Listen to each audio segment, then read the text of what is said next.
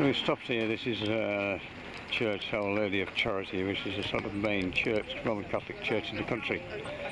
I can't remember the name of it. Mary or something or other. Who's the patron saint of Cuba.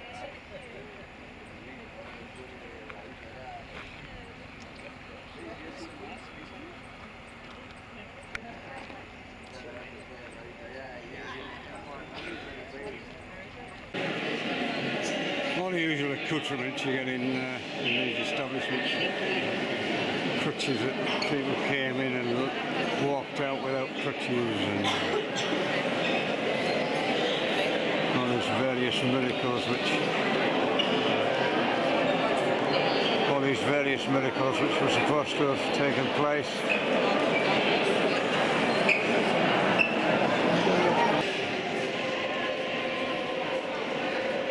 It's a strange religion in Cuba. It's a sort of mixture of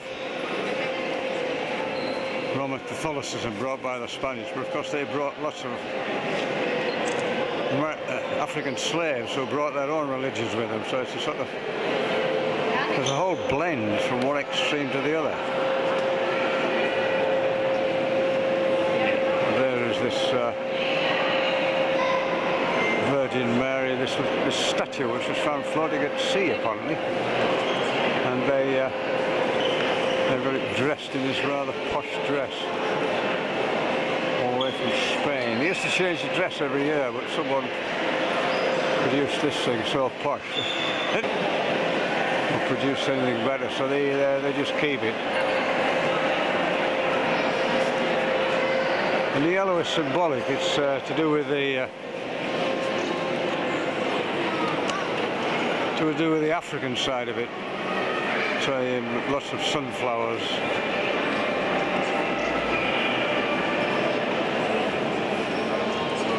can see them over there. They're selling. In fact, the whole village depends upon this church. They make these little sunflower bouquets, and they make little models of this Virgin Mary, and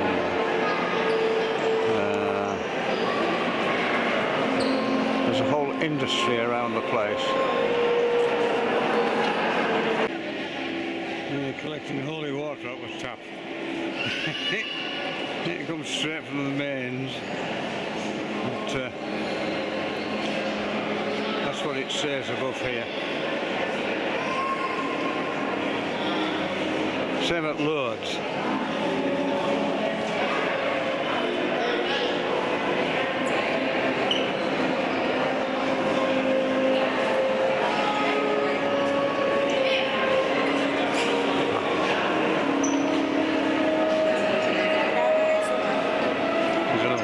At least it's free.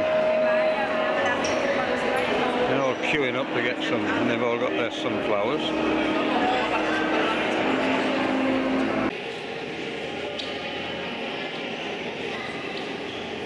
A whole variety of stained glass up there, though. It's how old it is. I suspect it's relatively modern, looking at the colours.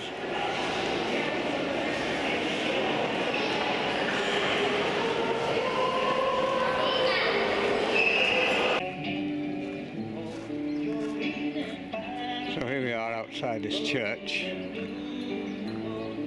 the holiest place in Cuba, dedicated to the patron saint of Cuba. So there are the Castro brothers, and that leads down to their estate, which of course is very secure. Nobody knew about it at the time. You couldn't get near the place.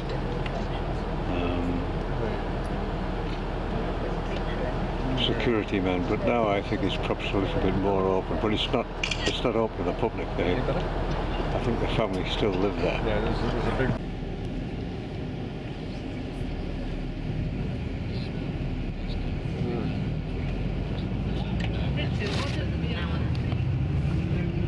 And it's up there somewhere. These two lads are lure fishing off this platform. Just discovered it.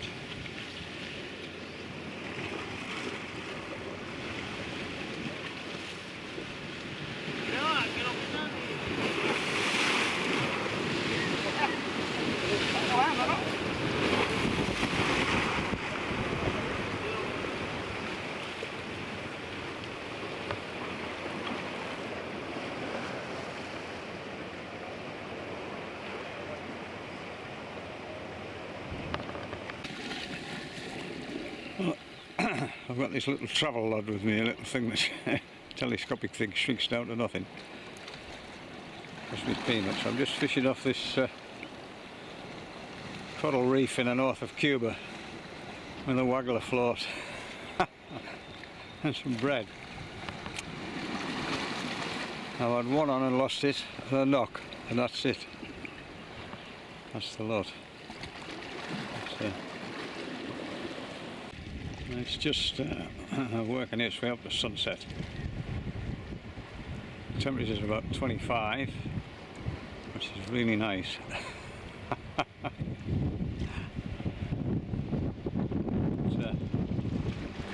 Fishing is very sparse. Yeah, I'll give it another half an hour and then call it a day. So this is a little village shop which they come to for their supplies, absolute meagre supplies, and they're rationed. You get you're allowed so much, very, very cheap, but very, very limited supply. But it's in an idyllic situation.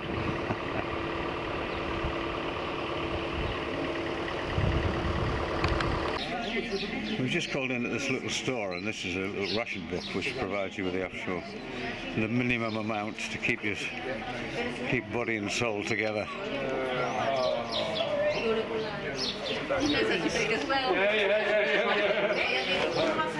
And this is inside the shop. This is what they can sell. So this is what it is. Very sparse.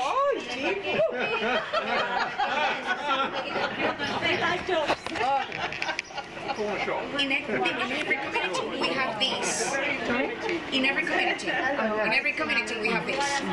They sell sunflower oil, rice, beans, a bit of chocolate, white and brown sugar, salt, coffee packages, powder milk for children when they are under 7 years old. Okay, so this is what they sell. Even in the remote villages, they all have a doctor's surgery. The doctor lives upstairs here, and there says consultorio. Go in there for your consultation. There's a rather weathered portrait of Che Guevara there on the side there, in the front.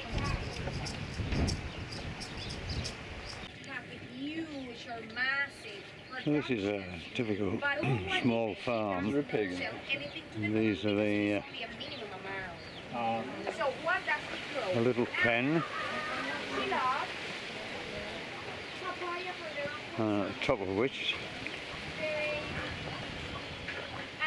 there's a place for that hen to lay its eggs. Little pens everywhere. There's another one there. This really is basic.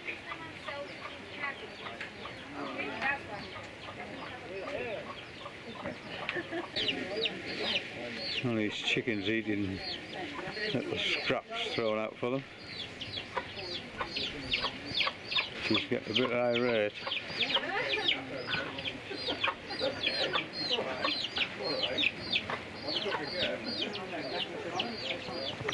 This is the farmer, and he's got some crab claws here which he bashes open with this little hammer here. And puts the meat into this little pot which he feeds to tourists.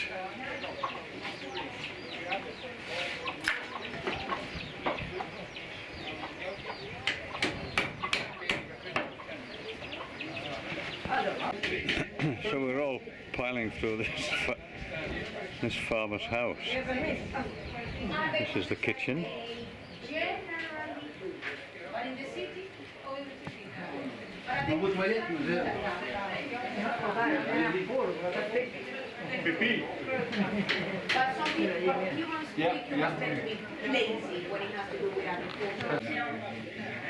Yes, it's bigger than I thought and more comfortable than I thought. It's got a refrigerator.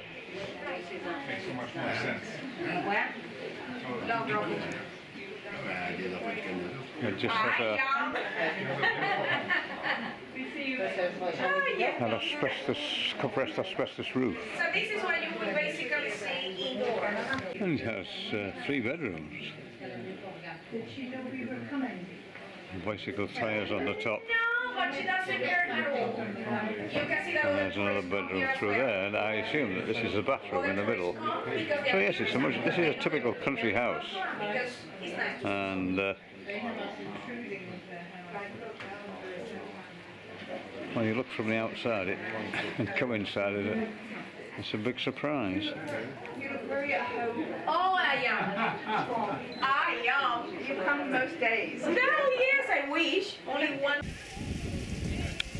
There's a sow with a fresh lot of piglets, but they're a real handful.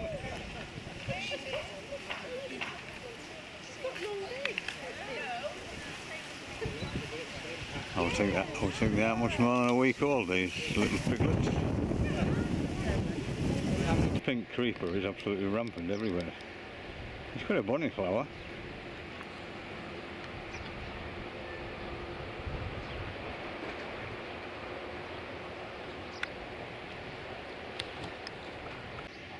You see there, it grows everywhere, all over the buildings.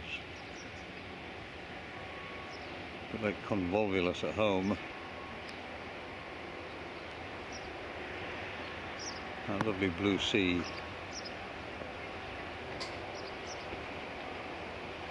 Anywhere else this would be, as someone put it, prime real estate, this little sheltered cove here.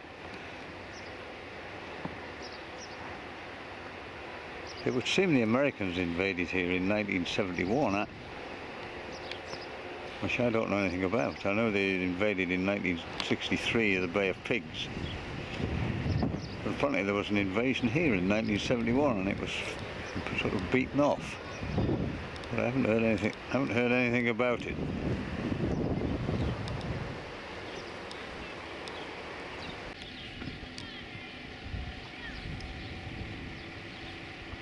This is the sort of, I would say it was a memorial, but anyway, this is a sculpture about the invasion of this bay in 1971, which is beaten off. And there is a little quote there from Fidel. I don't know what he says, it's all gradually peeling off and disappearing.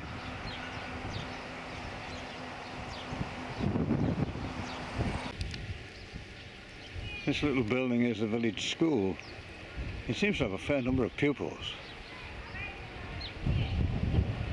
And like all schools, it has the Cuban flag and a white bust of the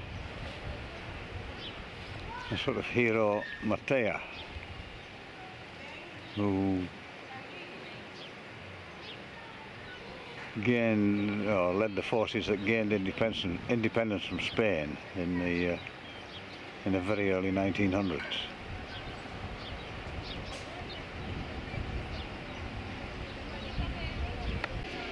So we've come to this, it's a sort of shore farm where they've been tourists. I mean, it's a working farm. It's ancient pestle and mortar for pounding things in. I suspect it's for pounding coffee beans. Hollow tree trunk. And the coffee is boiling away in this thick aluminium pot. And there's obviously the filter and a big mug for collecting it in.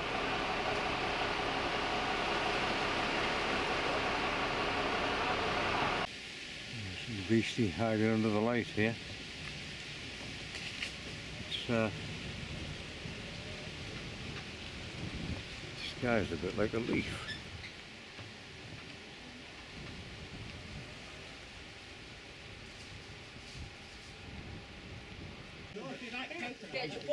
There's the Cuban equivalent of Belfast Sink.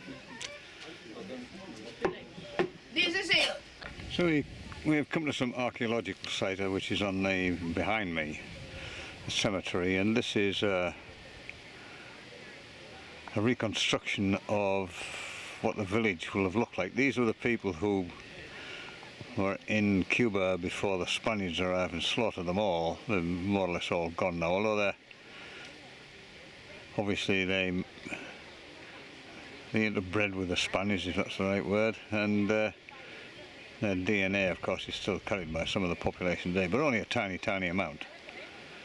So, and this is primarily for tourists, and they have a little canteen, a little restauranty place where you can get drinks and go to the loo.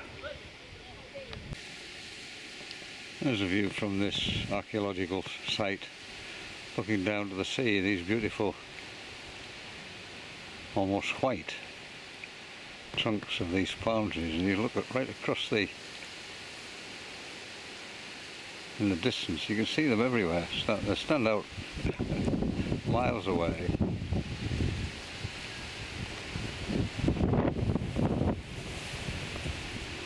A typical Cuban scene. There's a turkey vulture just swinging around there everywhere. Well, we're leaving Holguin in East Cuba on our way to Havana on this Cubana Antonov 158. It's going to take about an hour to get there. Bearing in mind it's an hour and a quarter late. You just go with the flow. But being a Russian Antonov, it should be quite fast.